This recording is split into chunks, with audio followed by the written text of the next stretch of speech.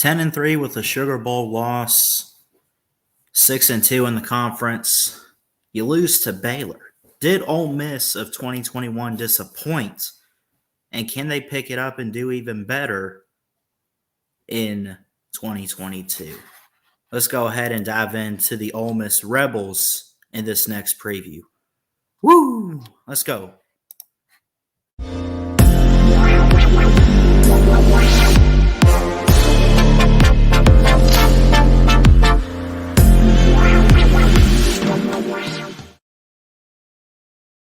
What's going on, everybody? Christian Ballard here with Ballard Sports Media, coming at you with another SEC preview for 2022. Today, looking at the Ole Miss Rebels in Oxford, Mississippi. Lane Kiffin, the Lane Train, an offensive guru, had a Heisman contending quarterback in Matt Corral. They went 10-3 overall last year, which a 10-win season still in the regular season, did not win the West. Obviously, as we know, that was Alabama who ultimately won the SEC. But I think a 10-win season, especially regular season, is pretty good for Ole Miss. The question is, did they disappoint in ways? Because I know in the preseason, I don't think that I was very high on Ole Miss. I think I picked Alabama to lose to them. Or maybe I didn't, but I said they better be careful. Did they underachieve though? Because Ole Miss was hyped up media-wise going into the season. They loved Matt Corral. Half the season, he was a Heisman candidate. They started out 3-0. They had a bye week. Then they lose to Bama. But they pick it up with teams like Tennessee, Arkansas, LSU. And let me just go ahead and pull it up, too. Let's just go ahead and look at what they did this last year. Did they underachieve? They start out, they beat Louisville. Okay, Chick-fil-A kickoff, not bad. You're going to win those first three games. Louisville's not that good, although I'd say Satterfield has done a couple interesting things, but Austin Peay, we expect that. Tulane, okay. You get a bye week, you take a loss to Alabama and Tuscaloosa. I get it. We all get it. It's Alabama. It's at Bryant-Denny. Could you have kept it closer? You probably could have, but what do you expect? But overall, it was like a roller coaster ride. Like, their losses were probably some of the best losses. They were probably the best, I guess, 3-loss team at the end of the season, right? They lose to Bama. They go on this great 3-game win streak. Arkansas, Tennessee, LSU. At Auburn, they lose. Okay. They just kind of got out-coached there. I don't think Auburn was that good of a team. I don't think they're going to be that good of a team this year. But you lose to them on the Plains. Then you go beat teams like Liberty, Texas A&M, which I would say is a very impressive win there. Vandy, expected. And you win the Egg Bowl on Thanksgiving. Then you make the Sugar Bowl. You lose to Baylor and what they got. So overall, I think really the only thing I would say is you just didn't win the bowl game. Overall, look, they lose to Auburn. They win the rest of their games. They go on like this 7-game win streak or whatever they have left, right? I don't think they underachieved. I don't think they underperformed. Now, the only thing I would say is you just would have wished that you had won the Sugar Bowl. But to make a New Year's Six Bowl and only have 2 losses, they were second in the West behind Alabama. I think that's impressive for Lane Kiffin, right? They also bring in, and this is a problem too, like going into this season, they said they were going to fix the defense and everything, which in some ways they did, but also they didn't really fix it. But they just brought in from Western Kentucky Maurice Crum as the defensive coordinator. He's also been at places like Notre Dame. He's replacing DJ Durkin, who is becoming the defensive coordinator over at A&M this upcoming year. So they do bring in a new defensive coordinator who has helped have some very good defenses at Notre Dame. They bring him in this next year. But again, overall, 10-3 regular season, or I'm sorry, 10-3 really overall in the season. 10-2 in the regular season, but they lose the Sugar Bowl. They go 6-2 in conference play. Overall, I don't know what Ole Miss fans expected. You had a 10-win season.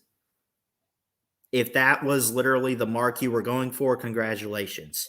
If you were hoping for a dream season for a national title, that was all Georgia.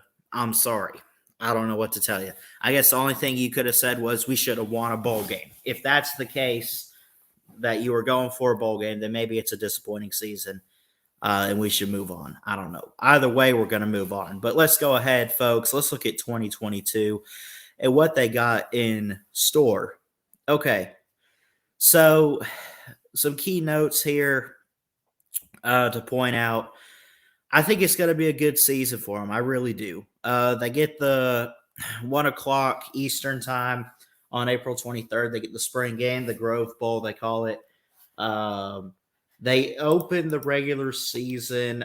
Troy is not a bad team. I think, what are they, Sun Belt? They're not bad. It's a pretty good school here in the state of Alabama, too, by the way. But you get them at home.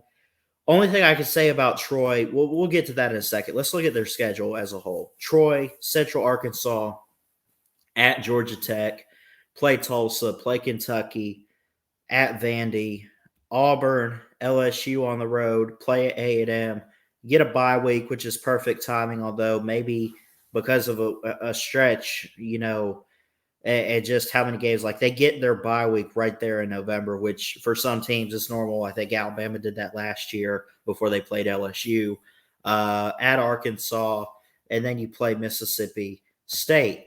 So that being said, is this schedule a favorable schedule? To start out, yes, but man, that second half stretch, I'm not talking about after the bye week second half. I'm talking halfway through the season around October 8th, right? After that Vandy game, you really kick up the heat. You play Auburn at home. You have back-to-back road games with LSU and A&M. You get a bye week. Then you got to play the Tide. Then you got to go play Arkansas. And then you close it out with the Egg Bowl on Thanksgiving. That's a lot to ask for.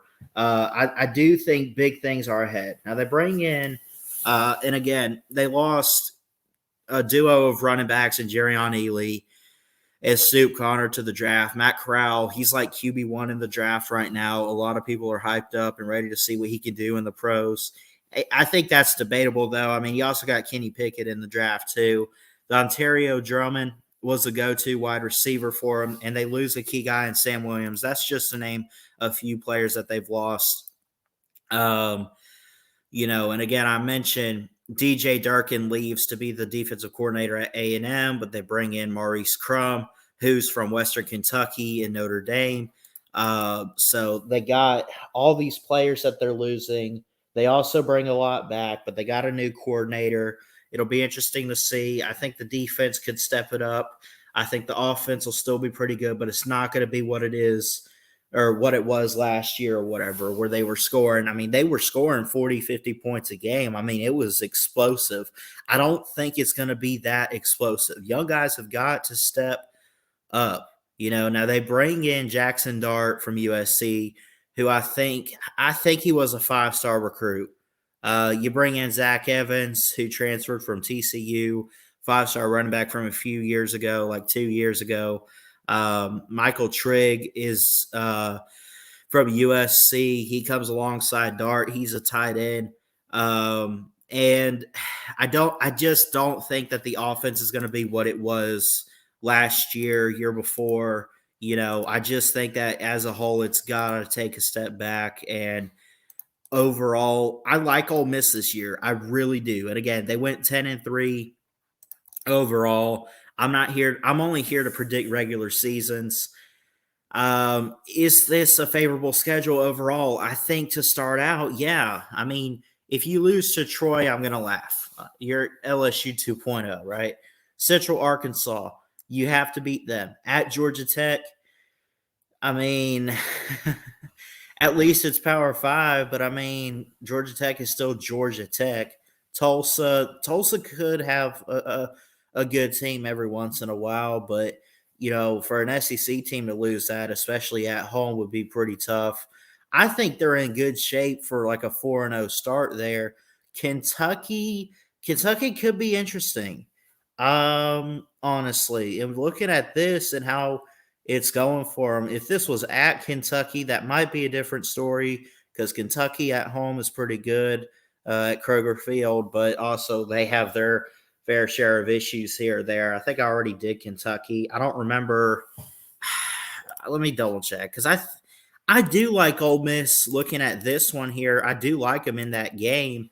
Um, I had them going 7-5, Kentucky, and their losses.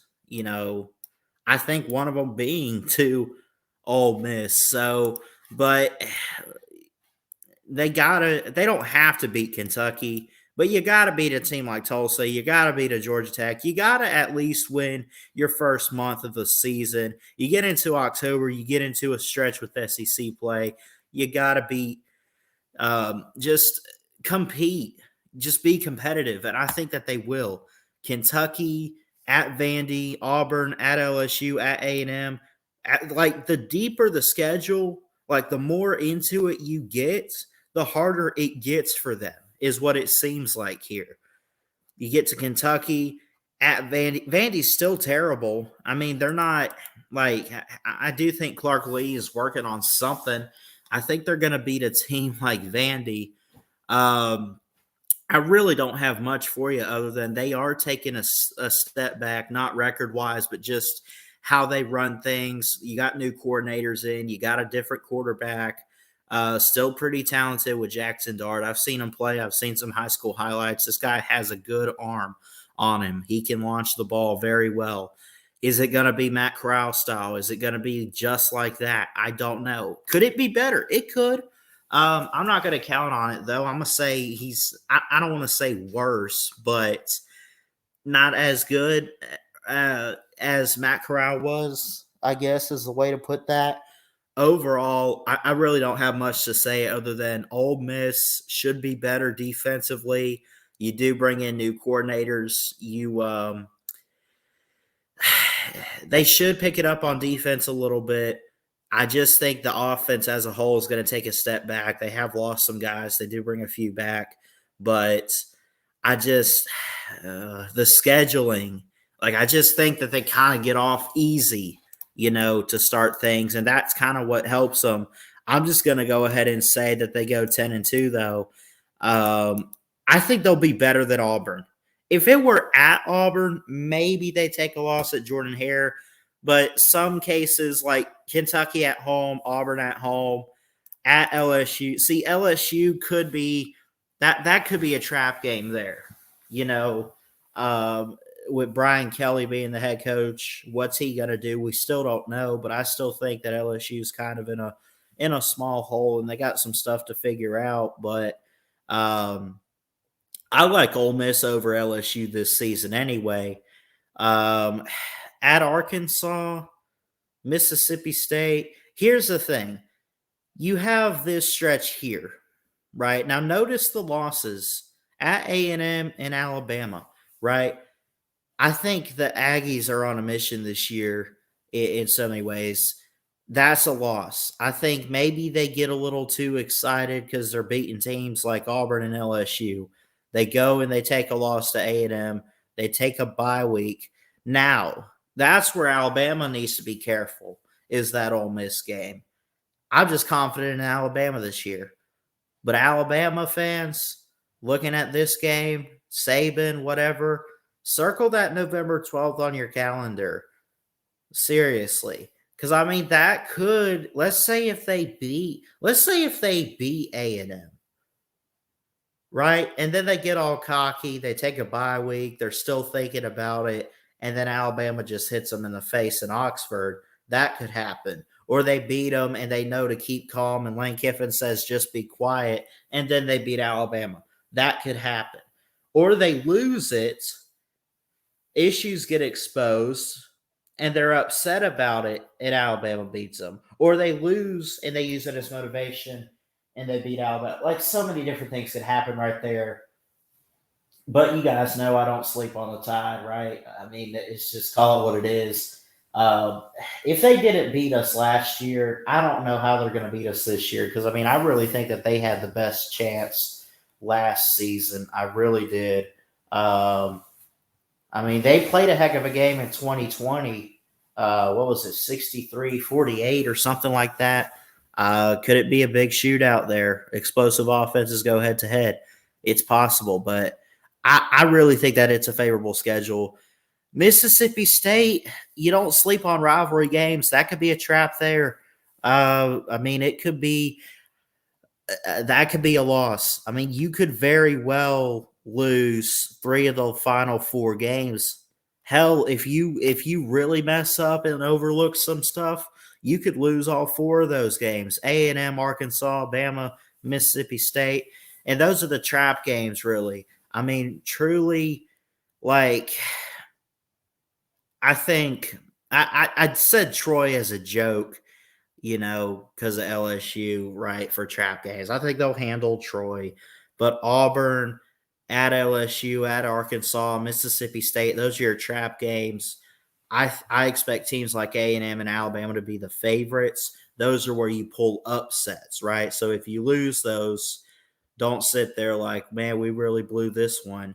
It's not like that. I mean, it's one of those where you just hope you go in and compete well enough to give them a game, which I think that they very well could. But again, overall, I'd say 10-2, and I think that they only drop Bama and the Aggies there October 20.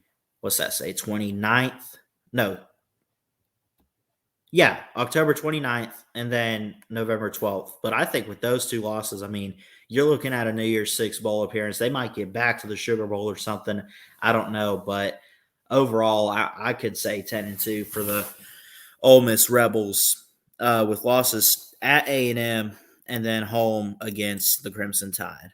But that's going to be it for me, guys. I love you. I hope everyone enjoyed this video. If you did, hit that thumbs up. Hit the subscribe button if you're new to Ballard Sports Media. Really would appreciate it. Ole Miss fans, I hope you're not mad at my prediction. Maybe I'm overrating Ole Miss. I mean, they could very well slip up a couple other places like Auburn or whoever, maybe even LSU, and they could go like 7-5, 8-4, 9-3. I think at worst 8-4. I think at best 10-2, somewhere in that range. They could run the schedule and surprise us 12-0. I mean, you just never know. And especially going in with Lane Kiffin being your head coach and an offensive guru and everything they bring in, especially using the portal, you just don't know what they're capable of doing. You just don't know.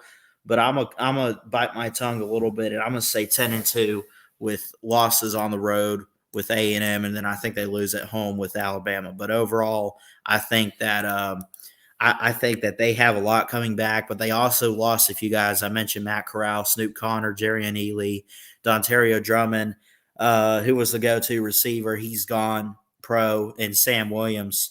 Those are key guys really going in the draft. And then I think Ely went to the portal, if I'm not mistaken. But again, 10-2, losses at A&M, losses and then another loss at home against the Crimson Tide. But I love you guys. I'm going to get out of here. Jesus loves you. He's got an amazing plan for you. Please like, comment, and subscribe right here to Ballard Sports Media for more sports content. And until next time, folks, Ballard Sports Media. Check it out. Love y'all. Peace out. And as always, roll tide.